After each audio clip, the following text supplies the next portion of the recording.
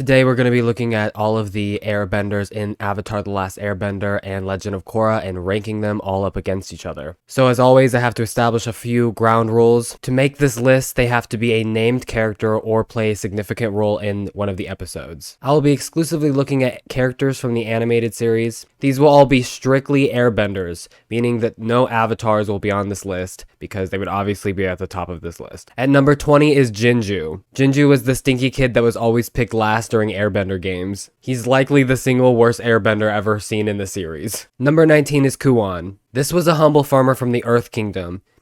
He refused to join Tenzin and the other air nomads because he didn't want to leave his wife and children. Number 18 is Ryu. He only joined the air nomads because his mother forced him to. And even after accepting the role as an airbender, he was one of the least skilled and relegated to just giving tours in Republic City. Number 17 is Young. This was one of the new airbenders who was kidnapped by the Earth Queen for her underground militia. Young was unskilled at first, Kai choosing to go easy on him during their forced training sessions, but over the course of the show he seemed to have improved. Number 16 is Otaku. Otaku had the notability of being an air acolyte before becoming an airbender after harmonic convergence. He was clearly knowledgeable in air nomad culture, answering all of Tenzin's questions easily, but he seemed otherwise average in his capabilities. Number 15 is Da. I rank Da as the highest background character who's an airbender in Legend of Korra. Early in the season, we see that he has a lot of power, even if he wasn't able to control it. And later on, even though he's upset that he gets his head shaved, he actually ends up using this to his advantage. Number 14 is Opal. Opal showed a clear skill with the element while she was being trained by Avatar Korra. Even as a new bender, she managed to break up a duel between her mother and aunt, who were both master earthbenders. By book 4, she's a competent airbender, but I wouldn't put her at the top of the list. Number 13 is Boomy. Like Otaku, Boomy had a leg up on the element. He also seemed to have a natural proficiency with it. And in only a few weeks of training, he was able to evade Gazan,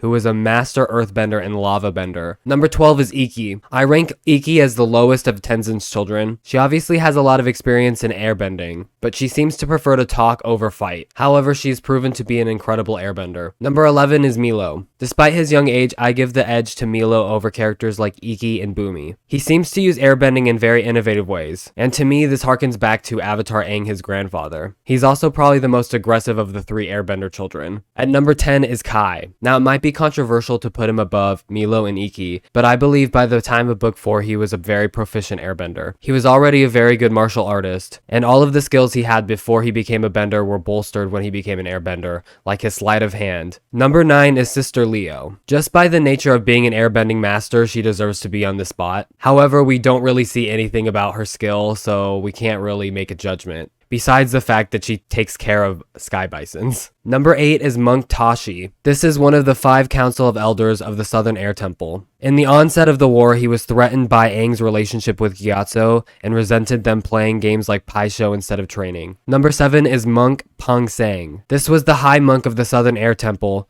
so there's certainty that he has a lot of skill. However, he seemed kind of incompetent despite his good intentions. He also saw Gyatso's relationship with Avatar Aang as a potential risk. Number 6 is Monk Tongzu, an air nomad described by Tenzin who took part in a historic 98-day fast. He was able to survive by sustaining himself through meditation. His legendary status puts him above the other air nomads. Number 5 is Jinora. Potentially one of the most spiritually enlightened air nomads of all time, Jinora earned her mastery tattoos by directing the other airbenders to create a whirlwind that saved Avatar Korra's life. This feat, among many others, puts her at this high in the list. Number 4 is Guru Lahima. This was the first airbender to unlock the ability to fly. Zahir, who was an expert in air nomad culture, considered Guru Lahima to be the most powerful air nomad. Number 3 is Zahir. Zahir mastered airbending within mere weeks while he was locked in a prison cell. Zahir has the quickest learning curve of any new airbender and is more skilled in the art than even most avatars. Zahir completed one of the highest achievements available to air nomads when he became able to fly, solidifying his spot on this list. Number 2 is Tenzin. Despite being less spiritually inclined than others lower on the list, Tenzin was an incredible airbender, son of the Avatar, who learned the craft from quite possibly the best airbender of all time, Avatar Aang.